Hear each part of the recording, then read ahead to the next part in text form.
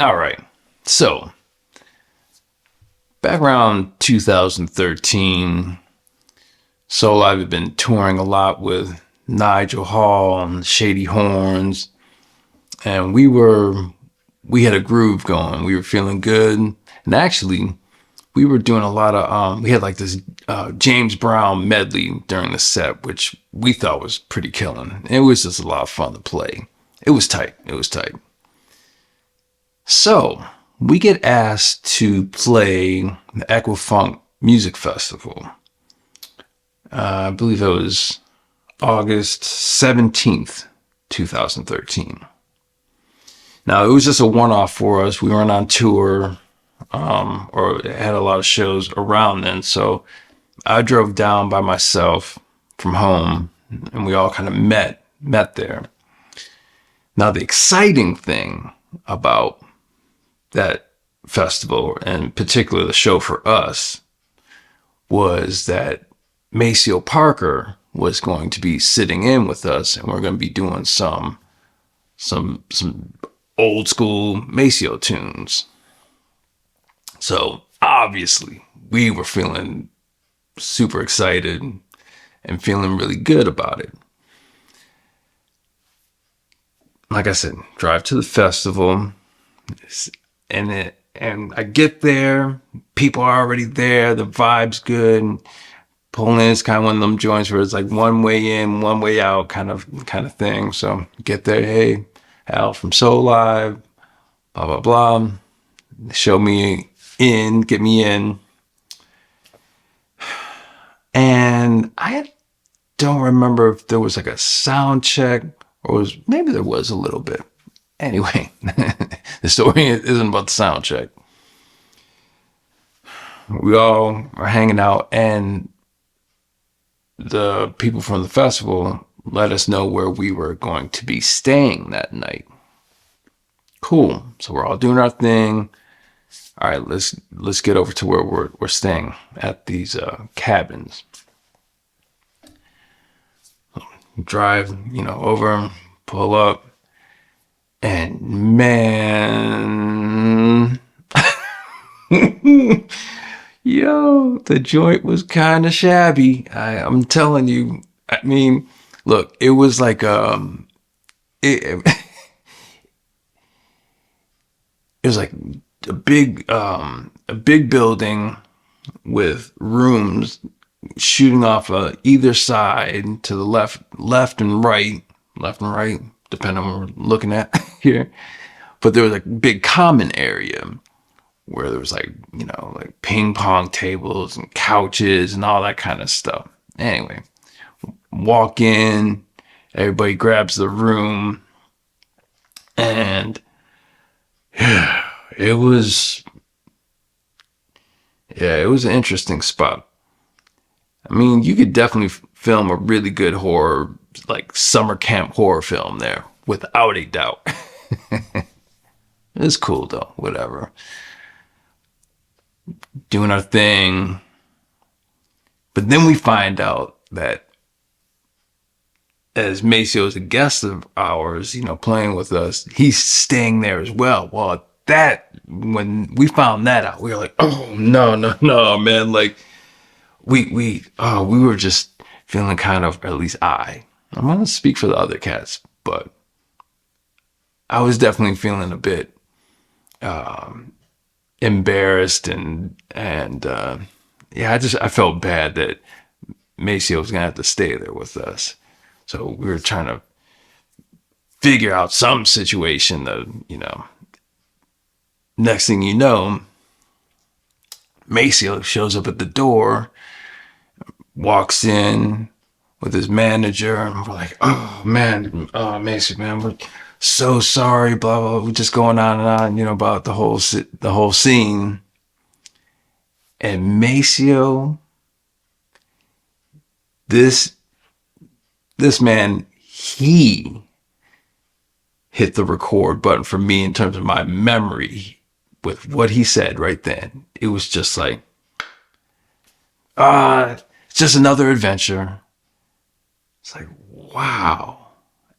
I was like, and that got stored away immediately. Anyway, like I said, we're all hanging out, getting ready for the show. Like I said, we mentioned this common area. Well, at the time, we'd gone back to wearing suits. And with that, iron the shirts, get everything tight for the show. So I remember Neil was in the common area.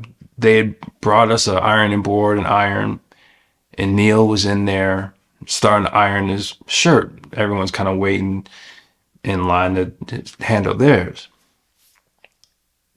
Maceo walks in. So, let me grab that for you. Let me do it.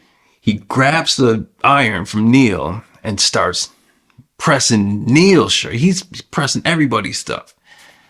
Now we're just like, man, this is crazy. But of course, look, you know Maceo knows something about pressing a shirt, rocking with JB back in the day. So it was just amazing that he just not only wasn't bugging about the accommodations, but was just so gracious and so excited to just help us out, kind of show us the ropes, show us how it's done. So it was great. So while this is happening, Maceo, we get onto this topic of, I don't even know how we got on the topic, but he starts telling us about his most memorable gig. He was going to tell us about his most memorable gig. And we're like, oh shit, I'm sitting there like waiting. I couldn't wait to hear this. Like, oh, it's going to be some crazy James Brown story or P-Funk or I didn't even know what was about to happen. Sitting on the edge of my seat. What is it? What is it? Maceo somehow got invited to sit in with the Ray Charles orchestra, the Ray Charles band. Third chair. He was just up there reading the charts, playing the parts down. It wasn't like he was a featured soloist or Maceo Parker, you know. He was just in the band. And he said that was the most memorable gig. You could tell when he was telling us the story how much it meant to him. It was really heartwarming, to say the least. We get it together. We hit the stage that night. We played. It was just incredible. I was no longer the little kid just trying to jump on stage and all of a sudden here I am with Maceo, not knowing what I'm doing. We were tight and it was all right that night. I'm telling you. Show ends, everyone parts ways, and it was just a beautiful experience. But like I said, Maceo hit that memory record button for me. It's just another adventure. Got me thinking, man, what am I bugging about up in this spot here? Knowing, imagining all the crazy situations that he has lived through, has seen in his life on the road with countless cities, countless gigs.